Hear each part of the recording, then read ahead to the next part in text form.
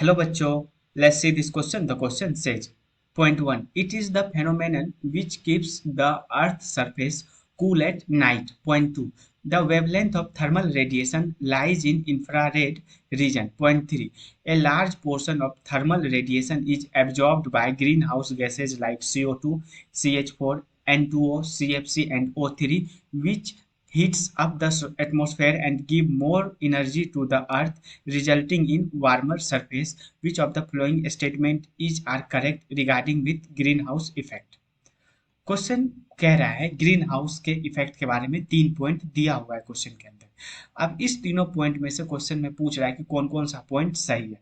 पहला पॉइंट है कि ग्रीन हाउस इफेक्ट एक ऐसा फेनोमेनन है जिसके कारण अर्थ सरफेस रात में ठंडा होता है।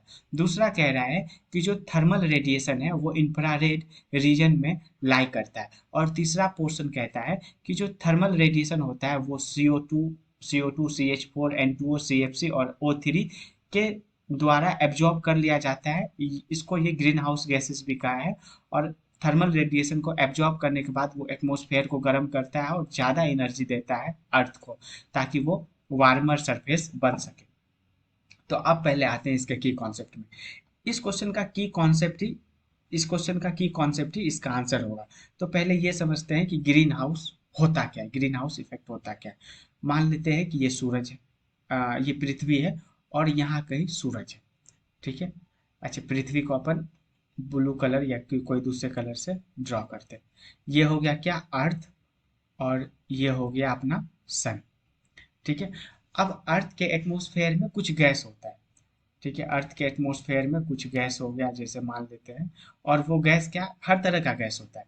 उसमें से कुछ गैस होता है, कौन सा, कुछ गैस होता है CO2, CH4, N2O, O3 और CFC। और भी कुछ गैस होता है जैसे क्या, O2, N2, ठीक है। ये सब भी गैस है, ऑक्सीजन, नाइट्रोजन।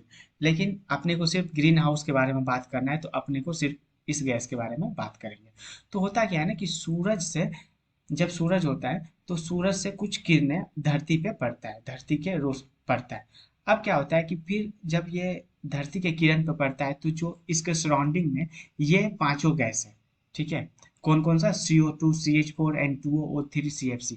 ये क्या करता है कि इस किरण को, जो ये किरण है, इसके कुछ पोर्शन को एब्जॉर्ब कर लेता है, ठीक है। इसके कुछ पोर्शन को एब्जॉर्ब कर लेता है और बाकी का जो थर्मल रेडिएशन है वो फिर रिफ्लेक्ट बैक हो जाता है। तो जो थर्मल रेडिएशन ये एब्जॉर्ब करता है उसका रीजन क्या होता है, उसका रीजन होता है थर्मल रेडिएशन का, वो इंफ्रारेड रीजन के अंदर पड़ता है। इंफ्रारेड मतलब IR इंफ्रारेड रीजन में पड़ता है ये।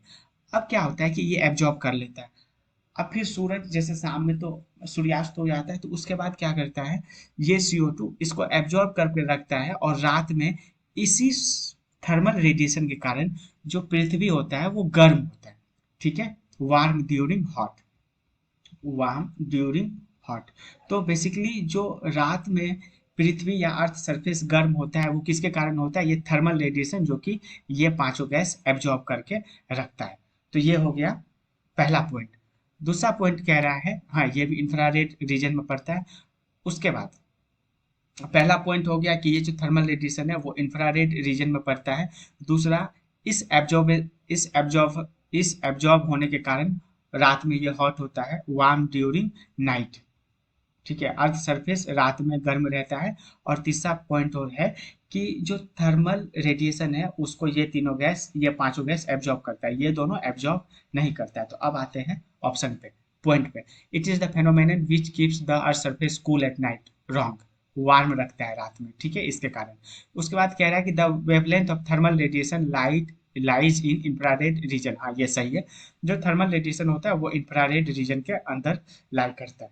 तीसरा पॉइंट कह रहा है कि जो thermal radiation CO2, CH4, N2O, CFC और O3 के थ्रू एब्जॉर्ब करते हैं, जिसको कि ग्रीन हाउस गैस भी कहते हैं, हाँ इस वाले को, ये जितना भी गैस है इसको अपन ग्रीन हाउस गैस भी कहते हैं। तो वो क्या करता है कि एटमॉस्फेयर को गर्म करता है और अर्थ को एनर्जी देता है, वार्मर सरफेस उसको बनाता है। तो हाँ, अब ओबियस थर्मल रेडिएशन को अगर कोई एब्जॉर्ब करके अपने पास रखेगा तो उससे वो सब्सटेंस गर्म होगा, ठीक है। यहीं से तो ब्लैक बॉडी का कॉन्सेप्ट आया है। तो पहला पॉइंट गलत है, दूसरा पॉइंट सही है, तीसरा पॉइंट सही है। तो hence option number B is the right answer. Hope you understood it well. Best of luck.